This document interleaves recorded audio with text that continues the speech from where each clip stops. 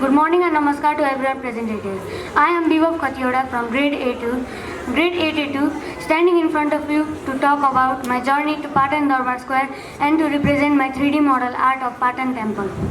So, recently 2 weeks ago on Thursday, a grade 8A2 and A1 went to visit Patan Durbar Square.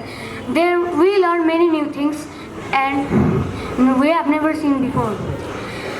There I saw handmade art, Silalekh and many more. There I liked Silalekh art the most. Silalekh art is an art where humans write something on a stone. I liked it most because it shows the hard work and patience the humans have made. So the main thing I am here to share with you is my Patan Temple 3D model art.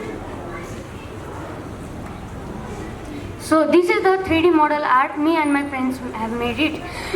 They are Miraj, Bajgain, Anupam, Rawal and me myself. We made a group and made this art to represent Patan Durbar Square temple in assembly. So saying this, I would like to conclude my speech. Thank you and have a nice day.